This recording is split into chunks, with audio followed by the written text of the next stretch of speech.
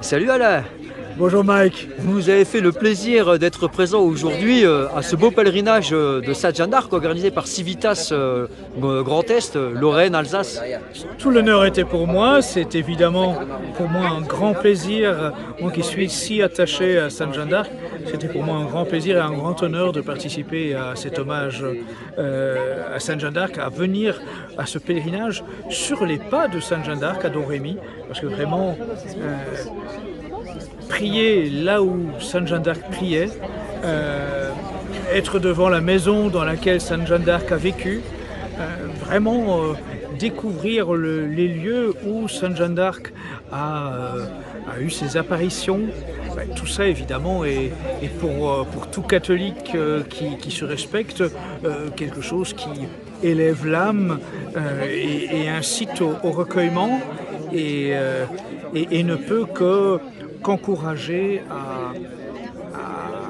à prier encore et toujours pour que le bon Dieu nous envoie ses légions pour ramener la France à son état naturel de fille aînée de l'Église. Oui, d'autant plus qu'on a vu récemment, donc il y a eu des émeutes en France. On aurait besoin vraiment d'une Sainte-Jeanne d'Arc à la boutéore de France, les Anglais. Et aujourd'hui, voilà, on est encore une fois quelque part, on va pas dire envahi, mais il y a une résistance. C'est-à-dire qu'on voit bien dans toute notre actualité, dans tout ce que nous vivons aujourd'hui, les similitudes avec l'époque de Sainte-Jeanne d'Arc. Il faut se souvenir qu'à l'époque où Sainte-Jeanne d'Arc était une toute jeune enfant, la France était un endroit où il ne faisait pas bon se promener, où les coupes-jarrets étaient nombreux, les bandes de pillards étaient très présentes. Et donc, les similitudes sont vraiment impressionnantes et ça ne peut que nous inviter à chercher à prier comme elle pour obtenir les grâces qu'elle a obtenues pour sauver la France à son époque. Il faut que le bon Dieu, que nous méritions que le bon Dieu nous envoie une autre Sainte-Jeanne d'Arc, mais en tout cas, il faut que nous comprenions bien aujourd'hui que tous les maux qui s'abattent sur la France, qu'il s'agisse des émeutiers, des pillards, qu'il s'agisse du nouvel ordre mondial, qu'il s'agisse de l'effondrement économique, qu'il s'agisse de la pauvreté générale qui frappe la France et les Français, qu'il s'agisse des conséquences de la crise sanitaire avec le nombre de personnes victimes des conséquences de la pseudo-vaccination. Dans tous les cas, on voit bien que tout cela est la conséquence directe d'une déchristianisation de la France. Et du fait que ceux qui nous gouvernent ont totalement oublié Dieu, voire servent Satan, mais il faut le dire, mais en tout cas, oui, combattent Dieu.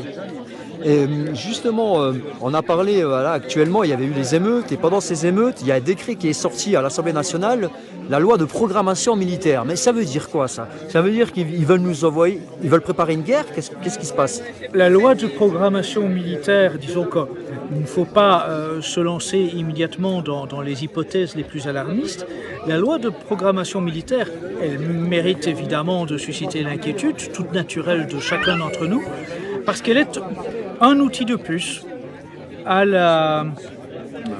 au bon vouloir de ce gouvernement qui peut s'emparer de tous nos biens et nous réquisitionner, nous, notre famille et l'ensemble de nos biens, s'il le souhaite. Nous sommes à sa merci.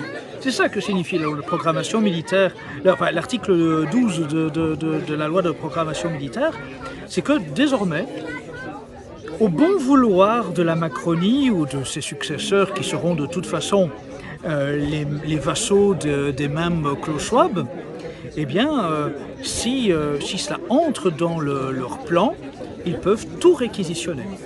Oui, parce qu'ils ont toujours une longueur d'avance. Ils ont toujours une longueur d'avance et ils sont très doués pour mettre en place tous des outils juridiques qu'ils n'utilisent pas nécessairement immédiatement, mais qui leur permettent dès qu'ils en auront l'envie, de cadenasser, de verrouiller complètement le pays et de nous mettre à leur merci la plus totale. Tu étais déjà venu à Saint-Jean d'Arc? Alors je n'étais... Enfin, tu étais déjà venu à Domrémy, pardon. Je n'étais jamais venu à Domrémy, donc pour moi c'est un vrai bonheur.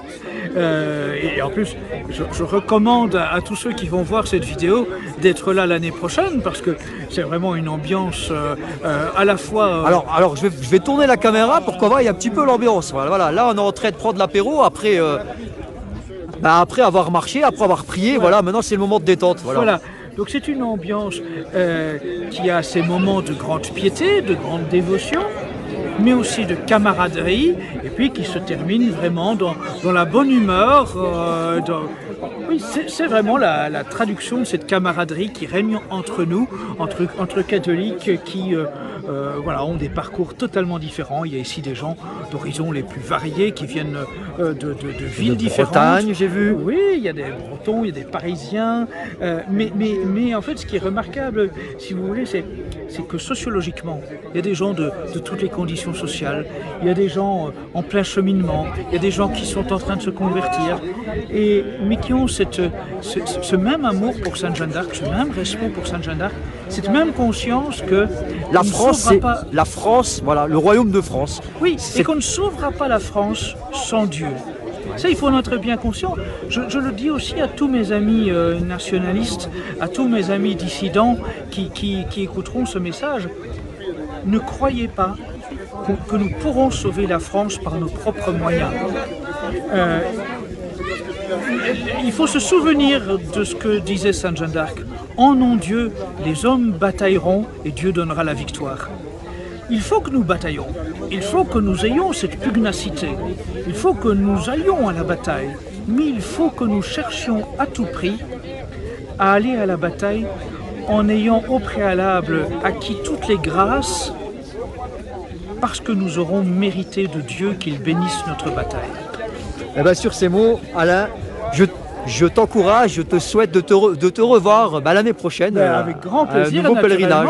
Et puis nous aurons bien sûr, Mike, l'occasion de nous revoir à bien d'autres occasions. Je sillonne la France pour visiter toutes mes sections de Civitas. Et c'est une joie vraiment de voir que au plus fort de l'adversité, il y a aussi toujours la renaissance de la chrétienté. Les lois sont de plus en plus inquiétantes. La situation générale de la France est évidemment bouleversante, mais c'est dans ces moments-là aussi que de plus en plus de personnes s'engagent au nom de leur foi parmi Civitas. Et donc c'est très encourageant pour nous. Les saints auraient voulu vivre le temps qu'on vit aujourd'hui, parce que voilà, maintenant on peut vraiment choisir le bon grain du mauvais grain. Là, on voit vraiment les gens qui ont du cœur à se battre pour Dieu et pour sauver ce beau royaume de France, cette France éternelle. Absolument. En nom de Dieu. Merci Alain. Mike.